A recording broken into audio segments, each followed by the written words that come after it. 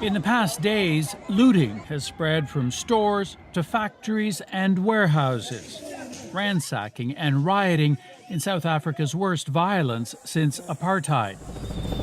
From the eastern provinces of KwaZulu-Natal to Johannesburg's economic hub. All of the doors are open. People are walking in. Highways on fire, skies full of smoke. The police hopelessly outnumbered. Protests started with the jailing of former South African President Jacob Zuma last Wednesday, accused of corruption.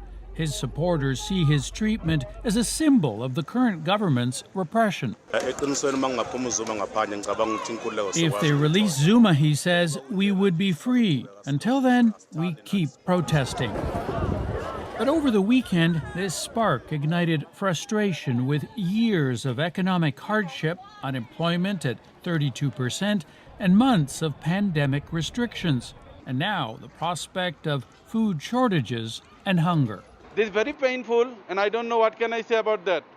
This is not our fault. I don't know what happened to the government. We don't know, but this is not our fault. The government calls the riots nothing more than chaos caused by criminals. There is no grievance, nor any political cause that can justify the violence and the destruction.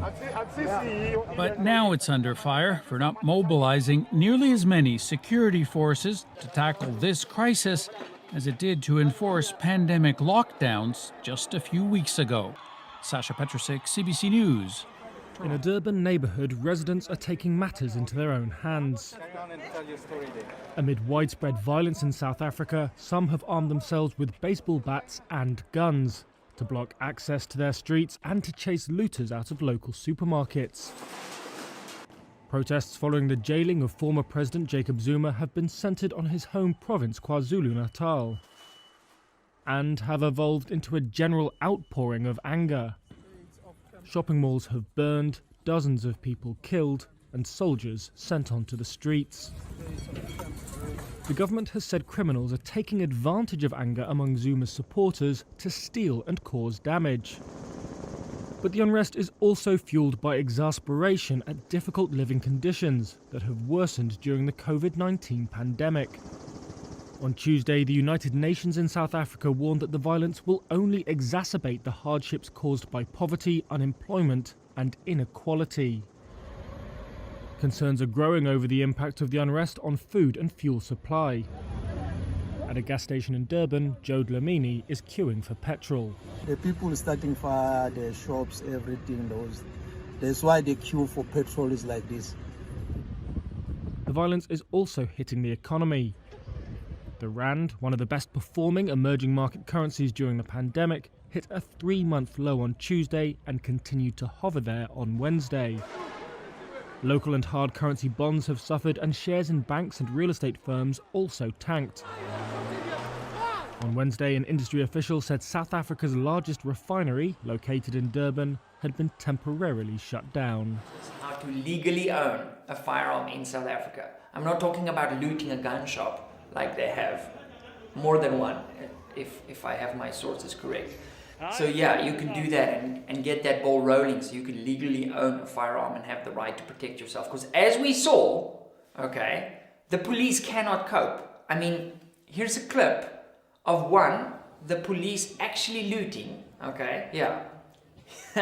Yeah, the police are looting. And here's a clip number 2, where they're trying to apprehend 2 looters, and just the scale of the incompetence is mind-blowing. Now, as always, I don't want to tar all the police people with the same brush, because I personally know a whole bunch of very competent police officers, but this is just incidents that have been captured.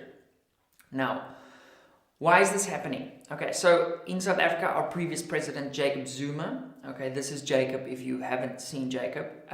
Listen properly. 769,820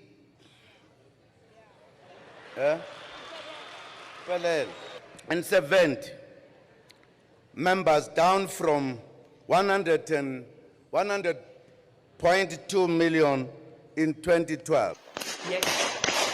This movement of black South Africans looting all stores in the country was a devastating time for all.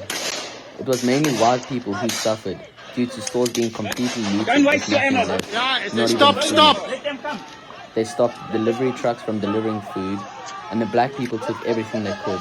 What they couldn't take, they simply set alight. Okay, let's go! go! Police force who stole as well and let criminals off easy. Why? Because this is a racist country that will never be able to move on from the past. We see the use of framing technique as white people stand up and fight for our country. We see the importance and how our country was growing even through the pandemic. However, we see this technique where black people are fighting for what they want through a so-called protest by looting. Yes, they are fighting for their lives because of the poverty our government has put us in. We also see white people standing up for their country and fighting back for what they want. Yeah, guys, we're all fighting for something bigger here. than we want. We want to stand together, however, the racism is do to what an we have extent to do. where we simply cannot. Black people and white people hate each other, and it's not our fault, it's our government and our leaders.